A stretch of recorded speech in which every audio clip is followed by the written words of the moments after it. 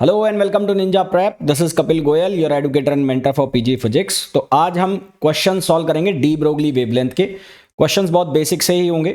अगर आप लोगों को फॉर्मूला पता है, फॉर्मूला अच्छे से आपको आता है, कॉन्सेप्ट आपके थोड़े बहुत क्लियर हैं, तो ये क्वेश्चंस आप आराम से सॉल्व कर सकते हैं। इनमें ऐसा कोई बड़ा टास्क नहीं है, इन क्वेश्चन के पीछे ऐसा कोई बहुत तगड़े फॉर्मूले नहीं लग रहे हैं जिनको आप याद ना कर सकें। कॉन्सेप्ट इतने कोई खतरनाक नहीं है जो आपके समझ में नहीं आए। बेसिक से फॉर्मूला है, आप लोगों ने 12th क्लास में भी पढ़े हैं। इनको आप इजीली अगर अपने नोट्स में लिख लेते हैं तो ये फॉर्मूला आपको इजीली याद हो सकते हैं। आज कुछ बेसिक से क्वेश्चन होंगे, इसके अगले वाले लेक्चर के अंदर कुछ ठीक ठाक क्वेश्चन हम देखेंगे डी ब्रोगली वेवलेंथ के ऊपर। हिंदी और इंग्लिश दोनों लैंग्वेज के अंदर ये क्वेश्चन है। अगर आप हिंदी मीडियम से भी हैं तो भी आपको ये क्वेश्चन समझ में आने वाले हैं। तो चलिए स्टार्ट करते हैं। तो पहला जो क्वेश्चन आपको गिवन है, उस क्वेश्चन में बोला गया है कि एक प्रोटॉन और एक अल्फा पार्टिकल है जिसकी सेम काइनेटिक एनर्जी है। तो प्रोटॉन और अल्फा पार्टिकल की जो काइनेटिक एनर्जी है वो सेम दे रखी है। क्वेश्चन करने का तरीका होता है, उसमें जो इन्फॉर्मेशन दी गई है उसको लिखते जाओ। अगर आप न्यूमेरिकल में बहुत अच्छे नहीं हैं तो उस केस में जो इन्फॉर्मेशन दी गई है उसके न्यूमेरिकल जो वैल्यूज़ हैं वो लिखते जाइए, और जो पूछा है फिर उसको देखिए। तो वहाँ से आपको फॉर्मूला को कैसे यूज़ करना है उसका आइडिया लग जाता है। तो हमें ये बताना है कि रिलेशन क्या बनेगा इनकी वेवलेंथ के लिए। तो जो हमारे पास फोटोन की जो प्रोटॉन या अल्फा पार्टिकल है, यानी कि इनकी डी ब्रोगली वेवलेंथ का जो फॉर्मूला होता है वो होता है lambda equals to H upon P. और इसको काइनेटिक एनर्जी के फॉर्म में हम लिखेंगे तो कैसे लिखेंगे, 2m/ke ऐसे लिखेंगे। अब हमारे पास दो पार्टिकल है, एक है प्रोटॉन और एक है अल्फा पार्टिकल। तो प्रोटॉन और अल्फा पार्टिकल के लिए मैंने ऐसे लिख लिया lambda P upon lambda alpha. तो ये हमारे पास क्या हो जाएगा, ये हो जाएगा 2m अल्फा और ये ke अल्फा अपॉन ये हो जाएगा 2mp और यहाँ बन जाएगा keP, है ना। तो कटेगा क्या यहाँ से 2 से 2 कट जाएगा। अब गिवन है, गिवन क्या है कि जो काइनेटिक एनर्जी है वो सेम है। तो काइनेटिक एनर्जी किसकी, अल्फा पार्टिकल की, और काइनेटिक एनर्जी प्रोटॉन की क्या है, सेम है। ये सेम है तो काइनेटिक एनर्जी कट गई। तो हमारे पास बचा क्या, हमारे पास बचा lambda P upon lambda alpha equals to √m alpha upon mp, ये बच गया। अब यहाँ से हमें अल्फा पार्टिकल और प्रोटॉन का मास पता होना चाहिए। तो मास ऑफ अल्फा पार्टिकल जो होता है 4 times of mass of proton होता है। अगर आपको ये पता है तो बहुत अच्छी बात है, नहीं तो आपको ये याद होना चाहिए कि या जान लो कि जो अल्फा पार्टिकल का मास है वो प्रोटॉन के मास का 4 टाइम्स होता है। तो कुछ नहीं करना, आपको ये वैल्यू यहाँ डालनी है। यहाँ पर ये वैल्यू डालोगे तो आएगा 4, और 4 का अंडर रूट करोगे तो वो आएगा 2। यानी कि जो प्रोटॉन की जो वेवलेंथ है वो अल्फा पार्टिकल की वेवलेंथ की कितने टाइम्स होगी, 2 टाइम्स होगी। तो आंसर हमारे पास क्या आ जाएगा, सी आ जाएगा। तो राइट आंसर हमारे पास क्या आ जाएगा, सी आ जाएगा, है ना। बहुत छोटे छोटे से कंसेप्ट हैं, इनको आप आराम से सॉल्व कर सकते हैं। फॉर्मूला ही सिर्फ आपको पता है तो भी ये क्वेश्चन इजीली सॉल्व होंगे। अगला जो क्वेश्चन है उसमें पूछा है the dispersion law is, dispersion law यानी कि विसरण का जो नियम है वो दिया हुआ है ओमेगा इक्वल्स टू, ये है √c² k² प्लस m²। हमें पूछा है ग्रुप वेलोसिटी। तो सबसे पहले तो आपको ये पता होना चाहिए कि ग्रुप वेलोसिटी को कैसे डिफाइन करते हैं। तो ग्रुप वेलोसिटी को लिखते हैं vg से, और vg बराबर होता है d ओमेगा अपॉन डी के। यानी कि आपको ये जो ओमेगा है इसका k के रेस्पेक्ट में डिफरेंशिएशन कर देना है। तो k के रेस्पेक्ट में इसका डिफरेंशिएशन करोगे तो ये बन जाएगा 1/2, है ना। x की पावर n का डिफरेंशिएशन n(x(n-1), तो वैसा ही डिफरेंशिएशन होना है 1/2। यहाँ पर नीचे आ जाएगा c² k² प्लस m²। मेरे हिसाब से डिफरेंशिएशन आराम से समझ में आ गया होगा, और नहीं आता है तो फिर तो भाई समस्या वाली बात है ना। फिर तो मामला गड़बड़ है अगर ये डिफरेंशिएशन समझ में नहीं आता तो। और फिर आपको किसका करना है, जो रूट के अंदर कौन है, c² k²। तो c² जो उसका मल्टीपल है वो तो ऐसा का ऐसा रह जाएगा, k² का करोगे तो कितना बन जाएगा 2k। तो 2 से 2 कैंसिल हो गया। तो हमारे पास बन क्या रहा है, हमारे पास बन रहा है vg equals to kc² upon √c² k² plus m²। अब आपको यहाँ से पिक करना है कि कौन सा सही है। तो पहला ऑप्शन है कि जो ग्रुप वेलोसिटी है उसकी वैल्यू इनफाइनाइट होगी यदि k 0 है। तो यदि k 0 है, k को 0 की तरफ अप्रोच कराते हैं, तो जो ग्रुप वेलोसिटी है यहाँ पर k की वैल्यू 0 रखो तो ग्रुप वेलोसिटी किधर की तरफ भागेगी, 0 की तरफ भागेगी। यानी कि पहला ऑप्शन तो हो गया गलत तुम्हारा। दूसरे में c, यदि k को 0 की तरफ अप्रोच कराएंगे तो c की तरफ अप्रोच करेगा, ये भी गलत हो गया। फिर k को यदि 0 की तरफ अप्रोच कराएंगे तो ये 0, और यहाँ पर भी k को 0 की तरफ अप्रोच कराएंगे तो 0। तो इसका मतलब c या d में से एक ऑप्शन है। अब दूसरा हमें पूछा है कि यदि k की वैल्यू इनफाइनाइट है तो vg इनफाइनाइट, और यहाँ पर लिखा है के इनफाइनाइट, तो वी जी की वैल्यू सी है। अब इसमें से चेक करना पड़ेगा, तो इसमें से चेक कैसे करोगे, के की वैल्यू को आपको इनफाइनाइट करना है। तो उसके लिए हम क्या करें, यहाँ से इसको मैंने लिख दिया वी जी इक्वल्स टू, इसको मैंने लिखा सी स्क्वायर और अपॉन इसको लिखा सी स्क्वायर। के जो है उसका मैंने डिवाइड कर दिया, यहाँ पर के को डिवाइड कर दिया तो ये बन गया प्लस एम स्क्वायर अपॉन के स्क्वायर अंडर रूट में, है ना, ऊपर नीचे के से डिवाइड कर दिया। अब यहाँ पर के को आप इनफाइनाइट की तरफ अप्रोच कराओ, के को इनफाइनाइट की तरफ अप्रोच कराओगे तो ये जो पूरी की पूरी वैल्यू है, ये वाली वैल्यू, ये अप्रोच कर जाएगी किधर की तरफ, जीरो की तरफ, क्योंकि 1/k बनेगा और 1/k कितना हो जाएगा, वो जीरो हो जाएगा। तो यहाँ से हमारे पास बचेगा क्या, हमारे पास बचेगा V G equals to C square और यहाँ बचेगा under root C square. Under root C square क्या बनेगा, सी, तो ये हो जाएगा सी स्क्वायर अपॉन सी, सी से सी कैंसिल हो जाएगा, आंसर हमारे पास क्या आ जाएगा, सी आ जाएगा। यानी कि जब आप के को इनफाइनाइट की तरफ अप्रोच कराओगे तो जो ग्रुप वेलोसिटी है वो क्या आ जाएगी, सी आ जाएगी। तो राइट आंसर इसका क्या हो जाएगा, डी हो जाएगा। अगला क्वेश्चन देखिए, अगला क्वेश्चन जो है उसमें पूछा गया है, if the de Broglie wavelength of an electron and proton are equal, यदि एक इलेक्ट्रॉन और प्रोटॉन के लिए उसकी डी ब्रोगली वेवलेंथ समान है, सेम है, तो इनमें से कौन सा सही है। तो सबसे पहले इनकी वेवलेंथ को सेम कर दो, तो इलेक्ट्रॉन की वेवलेंथ और किसकी वेवलेंथ, प्रोटॉन की। तो डी ब्रोगली वेवलेंथ का formula H upon P, P का मतलब है मोमेंटम, तो यहाँ पी इलेक्ट्रॉन और ये हो गया पी क्या, प्रोटॉन, तो H से H कट जाएगा। तो इसको आप क्या लिख सकते हो, इसको लिख सकते हो momentum of electron equals to momentum of proton. अब यहाँ से हो जाएगा mass of electron velocity of electron, यहाँ से हो जाएगा mass of proton velocity of proton. अब अगर मैं इसको ऐसे लिखता हूँ, velocity of electron upon velocity of proton, और ये बन जाता है mass of proton upon mass of electron. तो आपको एक चीज़ ये पता होगी कि जो मास ऑफ प्रोटॉन है वो इलेक्ट्रॉन के मास से कितना ज़्यादा होता है, लगभग 1830 गुना ज़्यादा होता है, 1830 अप्रॉक्सीमेट, लगभग 2000 भी इसको बोल सकते हो। तो प्रोटॉन का मास इलेक्ट्रॉन के मास से ज़्यादा होगा, यानी कि ये वैल्यू हमेशा 1 से ज़्यादा होगी, और ये वैल्यू हमेशा 1 से ज़्यादा होगी, तो इसका मतलब वेलोसिटी ऑफ इलेक्ट्रॉन ज़्यादा होगी किससे, वेलोसिटी ऑफ प्रोटॉन से। तो वेलोसिटी ऑफ इलेक्ट्रॉन ज़्यादा होगी किससे, वेलोसिटी ऑफ प्रोटॉन से। तो पहला ऑप्शन जो है उसमें लिखा है velocity of proton less than velocity of electron, तो बाकी के ऑप्शन चेक करने की जरूरत है नहीं, हमारे पास सही आंसर जो है वो हमें मिल गया, कौन सा है, ए। तो यहाँ जो करेक्ट आंसर आ जाएगा वो क्या आ जाएगा, ए आ जाएगा। अगला क्वेश्चन देखो, अगले क्वेश्चन में पूछा गया है the de Broglie wavelength of an electron with 100 electron volt. अब देखो इलेक्ट्रॉन के केस में हमारे पास अगर मेरे को डी ब्रोगली वेवलेंथ का फॉर्मूला लिखना है, डी ब्रोगली वेवलेंथ का फॉर्मूला हम ऐसे लिखते हैं H upon 2m, kinetic energy के लिए क्या लिखते हैं, ke। अच्छा, आप जो काइनेटिक एनर्जी है उसको इलेक्ट्रॉन वोल्ट में कैसे लिख देंगे, ऐसे E इंटू वी।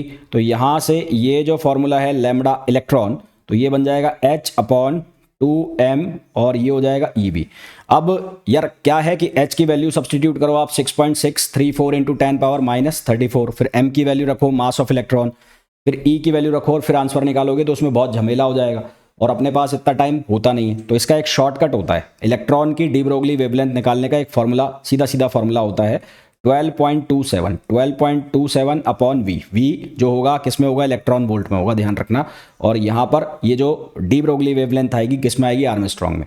तो इस फॉर्मूला में सीधा यूज़ करना है अपने को, जो भी वोल्टेज गिवन होगा उसका, और यहाँ से डायरेक्ट आंसर निकालना है। तो हमारे पास अब मैं अगर वैल्यू रखता हूँ तो 12.27 ये हो गया अपॉन यहाँ पर अंडर रूट वी, तो वी की वैल्यू कितनी हो गई, 100 इलेक्ट्रॉन वोल्ट, तो ये वैल्यू रख दी। 100 का स्क्वायर रूट करेंगे तो कितना आएगा, 10, तो ये बन जाएगा 12.27 अपॉन 10। तो आंसर अपने पास बन जाएगा 1.22 आर्मस्ट्रॉन्ग। क्या आंसर बन जाएगा, 1.22 आर्मस्ट्रॉन्ग, मतलब अप्रॉक्सीमेटली 23 हो जाएगा। तो सही आंसर हमारे पास क्या आ जाएगा, बी आ जाएगा। तो राइट आंसर इसका क्या आ जाएगा, बी आ जाएगा। ठीक है, नेक्स्ट क्वेश्चन देखो। नेक्स्ट क्वेश्चन में पूछा है the de Broglie wavelength associated with light of wavelength lambda is. D Broglie wavelength क्या होगी किसकी, एक लाइट की जिसकी वेवलेंथ लैम्बडा है। तो हमारे पास डी ब्रोगली वेवलेंथ का जो फॉर्मूला होता है वो होता है lambda D equals to H upon P. P का मतलब होता है मोमेंटम, पी का मतलब क्या होता है, मोमेंटम। अब पी बराबर होता है एच अपॉन लैम्बडा। लैम्बडा यहाँ पर जो वेवलेंथ दी हुई है वो कितनी दी हुई है, लैम्बडा ही दी हुई है। तो यहाँ एच से एच कटेगा, ये घूमकर ऊपर चला जाएगा, कितना हो जाएगा, लैम्बडा। तो लैम्बडा डी की वैल्यू कितनी हो जाएगी, लैम्बडा। तो हमारे पास आंसर कितना आ जाएगा, डी आ जाएगा, है ना। तो सही आंसर अपने पास कितना आ जाएगा, डी आ जाएगा। नेक्स्ट क्वेश्चन देखो। नेक्स्ट क्वेश्चन में पूछा है the de Broglie wavelength associated with a neutron at temperature 27 degree centigrade is nearly. Neutron जिसका टेम्परेचर 27 डिग्री सेंटीग्रेड है उससे एसोसिएट डी ब्रोगली वेवलेंथ की वैल्यू बतानी। तो फॉर न्यूट्रॉन के लिए जो हम डी ब्रोगली वेवलेंथ का फॉर्मूला लिखते हैं वो बनता है हमारे पास h/√3m/kT। ये फॉर्मूला बनता है हमारे पास न्यूट्रॉन के लिए। अब इतना बड़ा फॉर्मूला तो यूज़ कर नहीं सकते या करोगे नहीं, है ना, आलसी भी हैं और फिर कैलकुलेशन बहुत ज़्यादा हो जाएगी। तो जिस तरह से मैंने आपको इलेक्ट्रॉन का बताया उसी तरह से यहाँ पर आप डायरेक्ट लिख सकते हैं 30.83/√T 30.83/√T। और ये किसके लिए लिख रहा है? न्यूट्रॉन के लिए, है ना। किसके लिए? केवल किसके लिए? न्यूट्रॉन के लिए।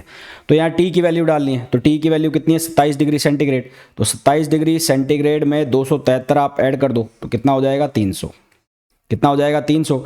तो यहाँ से लैम्बडा किसका? न्यूट्रॉन का कितना हो जाएगा? 30.83/√, कितना हो जाएगा? 300। और जब आप इसको सॉल्व करोगे तो आंसर आपका आएगा अप्रॉक्सीमेटली 1.77 आर्मस्ट्रॉन्ग। तो आंसर जो आपके पास आएगा वो कितना आएगा? 1.77 आर्मस्ट्रॉन्ग। अगला क्वेश्चन देखो। अगले क्वेश्चन में हमें पूछा गया है the de Broglie wavelength associated with 2 electron volt photon.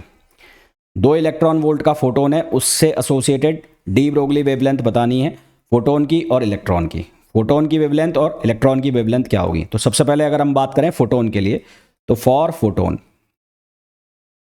सबसे पहले फोटोन के लिए बात करेंगे। तो फोटोन के लिए जो वेवलेंथ का फॉर्मूला होता है उसको हम कैसे लिखते हैं? तो फोटोन के लिए हमारे पास सबसे पहले एनर्जी का फॉर्मूला आप देखो तो एनर्जी का फॉर्मूला होता है E=hν। और न्यू का मतलब होता है फ्रिक्वेंसी। फ्रिक्वेंसी को आप लिख सकते हो c/λ, तो ये हो जाता है hc/λ। तो यहाँ से लैम्बडा की जो वैल्यू है वो हो जाती है hc/E। लैम्बडा की जो वैल्यू है वो क्या हो जाती है? hc/E, ये वैल्यू हो जाती है। अब फिर से शॉर्टकट बता देता हूँ। तो यहाँ पर इसको आप डायरेक्ट लिख सकते हो 12400/E। तो ये जो वेवलेंथ आएगी आर्मस्ट्रॉन्ग में आएगी। और यहाँ पर जो आपको E लेना है ये किस में लेना है? इलेक्ट्रॉन वोल्ट में, है ना। अगर आप वैसे ही वैल्यू डाल के रखोगे 6.634 × 10⁻34, C की वैल्यू डालोगे 3 × 10⁸, तो उससे बहुत लंबा जाएगा। तो इतना लंबा अपने को करना नहीं है, अपने को शॉर्टकट पता होना चाहिए। तो यही फायदा होता है पहले से क्वेश्चन की प्रैक्टिस करने का, है ना। तो लैम्बडा इक्वल्स टू 12400 और E मतलब कितना है? 2 इलेक्ट्रॉन वोल्ट। तो यहाँ 2 इलेक्ट्रॉन वोल्ट रख दिया आपने। तो यहाँ फोटोन की हमारे पास जो वेवलेंथ आ जाएगी वो आ जाएगी 6200 आर्मस्ट्रॉन्ग। तो ये फोटोन के लिए वेवलेंथ आ गई। तो पहला तो हमारे पास सॉल्व हो गया। तो जो 7200 वाला लिखा है उसको काट दो, तो ये दोनों ऑप्शन कट गए। तो इसका मतलब ऑप्शन ए या सी सही है। उसके बाद किसके लिए निकालना है? इलेक्ट्रॉन के लिए। अब इलेक्ट्रॉन के लिए मैंने आपको बताया कि जो डी ब्रोगली वेवलेंथ है उसको कैसे लिखते हैं? 12.27/√V। तो V की वैल्यू कितनी रखनी है? 2। तो यहाँ से लैम्बडा E इक्वल्स टू कितना हो जाएगा? 12.27/√2। तो इसको जब हम सॉल्व करेंगे तो हमारे पास जो आंसर आएगा वो अप्रॉक्सीमेटली आएगा 8.7 आर्मस्ट्रॉन्ग, जिसको नियर अबाउट किसके अबाउट लिख सकते हैं अपन? 9 आर्मस्ट्रॉन्ग के। तो अब ए और सी में से चेक करना है। ए में इलेक्ट्रॉन की वेवलेंथ जो है वो 20 आर्मस्ट्रॉन्ग लिखी हुई है, जो गलत हो गई। तो इसका मतलब सी ऑप्शन सही हो गया, जहां पर जो फोटोन की वेवलेंथ है वो कितनी है? 6200 आर्मस्ट्रॉन्ग। और जो इलेक्ट्रॉन है उसकी वेवलेंथ कितनी आ रही है? 9 आर्मस्ट्रॉन्ग। ठीक है, अगला क्वेश्चन देखो। अगले क्वेश्चन में बोला है an electron of mass m and charge E initially at rest. एक इलेक्ट्रॉन है जिसका मास m है और उसका जो चार्ज है E है, इनिशियली वो किस में है? रेस्ट में है। फिर आगे बोला है is accelerated by a constant electric field E। उसको एक्सेलरेट किया जाता है कांस्टेंट इलेक्ट्रिक फील्ड E से। किससे? कांस्टेंट इलेक्ट्रिक फील्ड E से उसको एक्सेलरेट किया जाता है। तो rate of change of de Broglie wavelength आपको बताना है। Rate of change of de Broglie wavelength आपको बताना है। तो कैसे बताओगे? तो सबसे पहले यहाँ पर बोला है एक इलेक्ट्रॉन है जिसका मास m है, चार्ज E है, initially at rest, initially rest में, एक्सेलरेट किया जाता है कांस्टेंट इलेक्ट्रिक फील्ड से। तो फोर्स जो होता है, फोर्स किसके बराबर होता है? ma। और यहाँ पर कौन सा फोर्स मिल रहा है इसको? इलेक्ट्रिक फील्ड से फोर्स मिल रहा है। तो इलेक्ट्रिक फोर्स क्या होता है? E × E। ये कौन सा फोर्स हो गया? Electric force. ये बराबर हो गया ma के। क्यों? क्योंकि यही इसको चार्ज कर रहा है। तो यहाँ पर एक्सेलरेशन की वैल्यू किसके बराबर हो गई? E/m। ये किसकी वैल्यू हो गई? एक्सेलरेशन की वैल्यू हो गई। अब ये एक्सेलरेशन की वैल्यू है। हमें निकालनी वेलोसिटी, तो वेलोसिटी किसके बराबर होती है, वेलोसिटी होती है v equals to U plus A T. तो इनिशियल वेलोसिटी क्या है, जीरो है, यहाँ पर बोला हुआ है इनिशियली किसमें, रेस्ट में, तो ये इनिशियली रेस्ट में है, तो इसका मतलब u की वैल्यू जीरो है, u की वैल्यू जीरो है तो v बराबर क्या हो गया ए टी, a की वैल्यू हमने निकाल ली कितनी है ई अपॉन एम और ये t, तो ये वेलोसिटी आ गई। अब हमें क्या चाहिए, मोमेंटम। मोमेंटम क्यों चाहिए, क्योंकि जो हमारा डी ब्रोगली वेवलेंथ का फॉर्मूला है वो है h अपॉन पी, पी का मतलब मोमेंटम। तो यहाँ रखा आपने m और v की वैल्यू को रख दिया, तो पहले मैं फॉर्मूला लिख देता हूँ, अब m v की वैल्यू रखो, तो v की वैल्यू ई अपॉन m और ये t, तो ये m से m कट गया, तो यहाँ से p की वैल्यू आ गई e कैपिटल E और t, ये वैल्यू आ गई। तो अब lambda equals to h upon ये क्या हो गया E कैपिटल E और t। अब rate of change of de Broglie wavelength यानी कि D lambda upon D T आपको निकालना है, तो D lambda upon D T आप निकालोगे तो ये कितना हो जाएगा, minus H upon small E capital E T square. तो आंसर हमारे पास क्या आ जाएगा, हमारे पास आंसर आ जाएगा ए, तो राइट आंसर हमारे पास क्या आ जाएगा, ए आ जाएगा। अगला क्वेश्चन देखो, बोला है phase velocity VP equals to C के power minus half, group velocity बतानी है। सबसे पहले तो हमें वीपी की वैल्यू गिवन है वो है सी के पावर माइनस हाफ, और इसको हम लिख सकते हैं सी अपॉन अंडर रूट के, ऐसा लिख सकते हैं। हमें क्या निकालना है, हमें निकालना है ग्रुप वेलोसिटी, तो ग्रुप वेलोसिटी बराबर होती है डी ओमेगा अपॉन डी के। तो फेज वेलोसिटी को पहले ओमेगा में कन्वर्ट करो, तो फेज वेलोसिटी वीपी बराबर होती है ओमेगा अपॉन के, तो यहाँ से ओमेगा अपॉन के किसके बराबर हो गया, सी अपॉन अंडर रूट के। तो यहाँ अंडर रूट के लिख सकते हैं इसको, तो हमारे पास यहाँ से ओमेगा की वैल्यू बन जाएगी सी अंडर रूट के, क्योंकि के को मैं लिख दूंगा के अंडर रूट, अंडर रूट के अंडर रूट के, अंडर रूट के अंडर रूट के कट जाएगा, तो ये बच जाएगा सी अंडर रूट के। तो अब इससे हम बना लेंगे वीजी, तो वीजी बराबर होता है डी ओमेगा अपॉन डी के। तो आपको करना है इसका डिफरेंशिएशन, तो यहाँ आ गया सी, यहाँ आ गया अंडर रूट के, तो इसका डिफरेंशिएशन करेंगे तो ये बन जाएगा सी अपॉन टू अंडर रूट के, और ये जो वैल्यू है ये किसकी वैल्यू है, फेज वेलोसिटी की, तो हमारे पास आंसर आ जाएगा वीपी अपॉन टू। तो इसका मतलब वीजी किसके बराबर हो गया, वीपी अपॉन टू।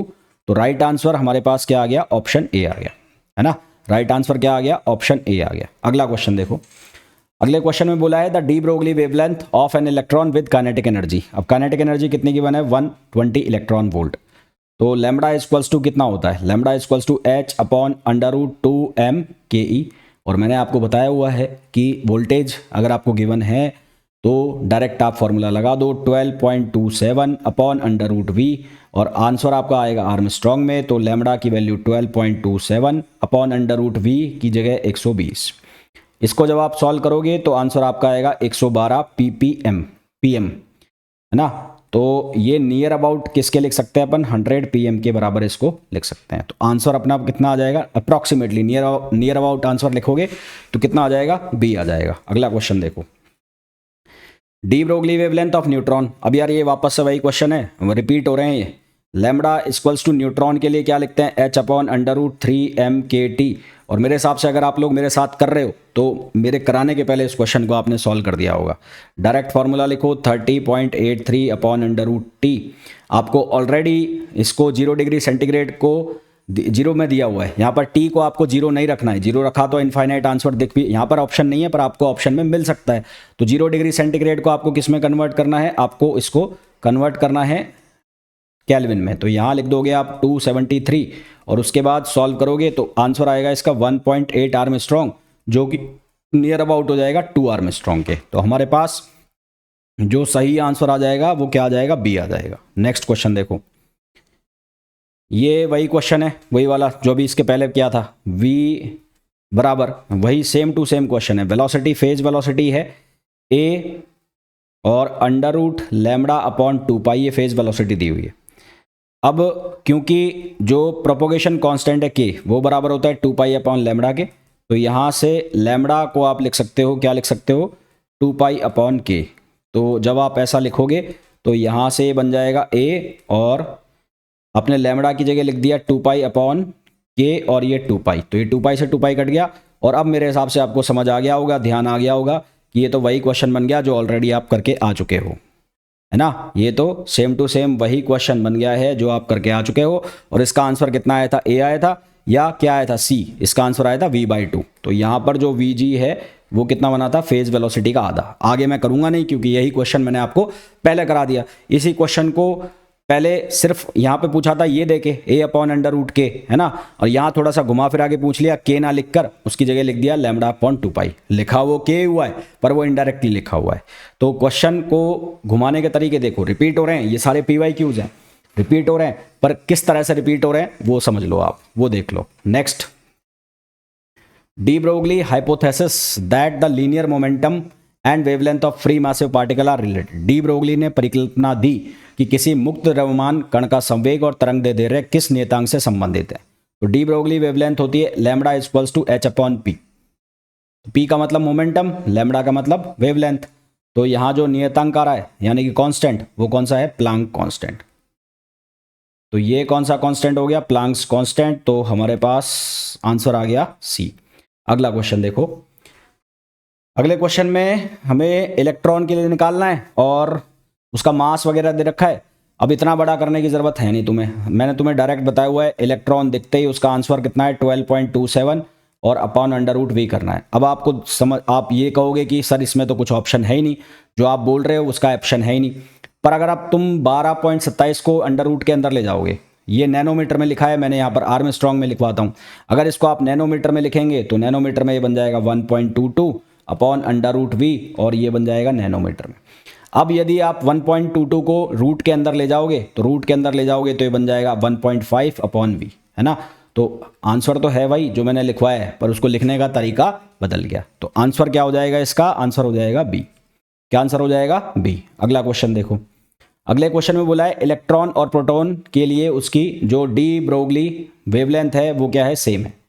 तो किसकी एनर्जी ज़्यादा होगी, तो लैम्डा ई और लैम्डा पी दोनों का सेम है। अब P बराबर होता है H अपॉन लैम्डा, या लैम्डा बराबर होता है P अपॉन लैम्डा बराबर होता है H अपॉन P, या P बराबर हो गया H अपॉन लैम्डा। तो हमें बोला है कि इलेक्ट्रॉन और प्रोटॉन के लिए उसकी जो डी ब्रोगली वेवलेंथ सेम है। तो डी ब्रोगली वेवलेंथ सेम हो गई, तो इसलिए जो उनके जो प्रोटॉन की और इलेक्ट्रॉन की मोमेंटम है वो भी क्या हो जाएगी, सेम हो जाएगी। तो मोमेंटम ऑफ इलेक्ट्रॉन बराबर हो जाएगा मोमेंटम ऑफ प्रोटॉन के। अब काइनेटिक एनर्जी का जो हमारे पास फॉर्मूला होता है मोमेंटम के फॉर्म में, वो होता है p² अपॉन 2m। तो इसका मतलब kinetic energy electron upon kinetic energy proton जब आप निकालोगे तो इसकी मोमेंटम तो दोनों में सेम हो गई, तो यहाँ हो जाएगा 2me, ये हो जाएगा 2mp p²। तो मोमेंटम तो कट जाएगा क्योंकि सेम हो गया, ये बन जाएगा mp अपॉन me, और mp अपॉन me जो है वो कितना होता है 1830 के आसपास, यानी कि ये वैल्यू क्या आएगी, 1 से ज़्यादा आएगी। तो यहाँ से साफ साफ दिख रहा है कि काइनेटिक एनर्जी इलेक्ट्रॉन की ज़्यादा हो जाएगी किससे, काइनेटिक एनर्जी प्रोटॉन से। इसके पहले जो क्वेश्चन कराया था उसमें वेलोसिटी पूछी थी, तो वेलोसिटी किसकी ज़्यादा आई थी, इलेक्ट्रॉन की। तो वहाँ से भी डायरेक्ट पकड़ सकते हो, जिसकी ज़्यादा वेलोसिटी उसकी एनर्जी ज़्यादा होगी। तो आंसर हमारे पास क्या आ जाएगा, आंसर हमारे पास आ जाएगा कि जो इलेक्ट्रॉन है उसकी एनर्जी क्या होगी, ज़्यादा होगी। तो आंसर ए आ जाएगा, है ना। तो आई होप जितने भी क्वेश्चंस मैंने कराए हैं डी ब्रोगली वेवलेंथ के वो आपको बहुत अच्छे से समझ आ गए होंगे। फिर भी आपको कोई डाउट होता है तो आप पूछ सकते हैं। मिलते हैं नेक्स्ट वीडियो में, till then thank you, bye bye.